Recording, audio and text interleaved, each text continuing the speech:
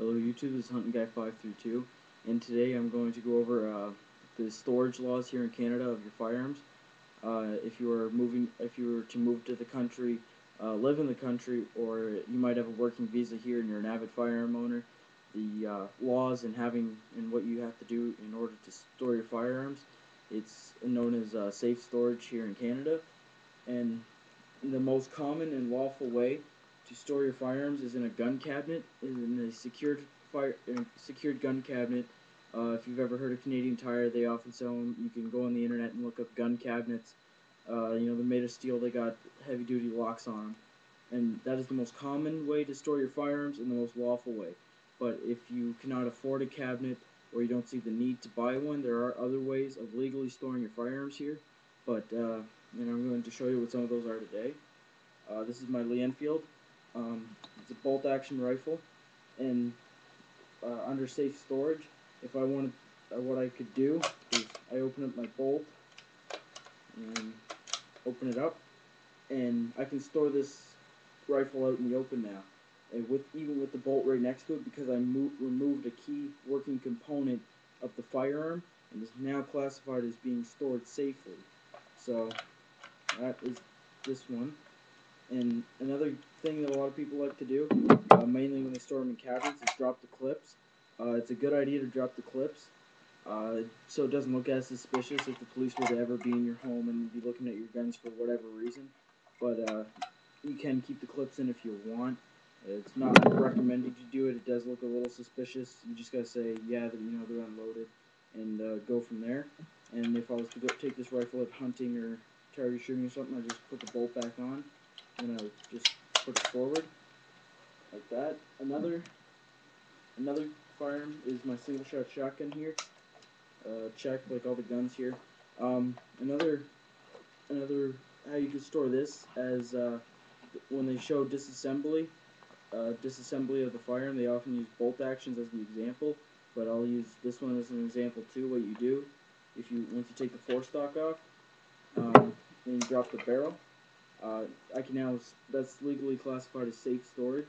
I just keep them all. I can keep it all next to each other, but it is disassembled and classified as safe storage. If I was to take it out hunting or target shooting or whatever, I just reassemble it like so, and it goes back together pretty quickly. Another common way a lot of people do for the guns like this is trigger locks, and trigger locks go right over the trigger guard. And they fit in there, so if somebody was to pick up the gun, break the barrel open, put a shell, and snap it up, they cannot access the trigger, and the gun cannot go off, thereby legally classifying it as being safely stored. Now, your firearm will, and the problem with trigger locks is a lot of people try to get away with is if you have them on a lever action rifle, it will not be classified as safe storage. If you get caught with a trigger lock on a lever action rifle, as a safe storage in your home, it is illegal. Why? For most lever actions, not all, but most, this is my Winchester, unloaded. See that?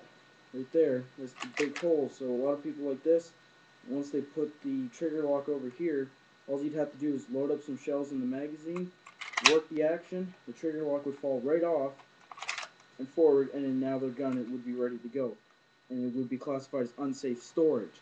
So what you would have to do, if you've taken the firearm safety course here in Canada, it is shown that you can put a cable lock through here and through the gun. Now, it's not, I wouldn't recommend that. That can do some wear and tear on your gun. Another way, legally, if you have a cable lock, you put it through the lever, like so, and it goes around. I'll use my finger as an example. It goes through like that, and it connects. And when you go, and the way to check if it's safe, once you've got it connected, you got to try and work the lever. If you cannot work the lever, the gun will be classified as safe storage. Now, if you have one of those lever actions where where the trigger guard, with the inside of the trigger piece here, all stays together, and if you can open it, and it's still got the piece right here with the trigger in it, and you put a trigger lock on it, it cannot just fall out, then it would be classified as safe storage. An example of that would be if you go to Airsoft Man 332's channel, and you take a look at his 308, it's got a trigger like that, and if you put a trigger lock on it to store it somewhere else in his house other than his gun cabinet, then it would be perfectly legal. But his 3030 or like my 3855 Winchester, we cannot do that with trigger locks. It would be classified as illegal storage. Now, another gun that it's often hard to store without a gun cabinet is something semi-automatic, the Savage 64G. Clip, as you can tell, empty and open, like so. Now, something, now you can, if you can find a trigger lock for your semi-automatic rifle, great, but I cannot find a trigger lock for this one. I do keep it locked up in a cabinet, and something, when I bought the gun off Savage, they sent me a cable lock with it, and they showed me in the book that you just keep that open, and you can run the cable through it, and in Canada, it classifies it as safe storage. The only problem is that being back so long has a lot of pressure on the spring, and it's not good. So what I would do, so I got the gun locked, so I keep the gun locked up in the cabinet. Something you can do is completely disassemble the firearm if you want to. Take the clip out, I'd have to remove the barrel from the stock, I'd have to take out the bolt. I could even just take the bolt out, like the main bolt, and then put it back together so this wouldn't be there anymore and it would be classified as safe storage. You see that better. The metal, all that would be gone.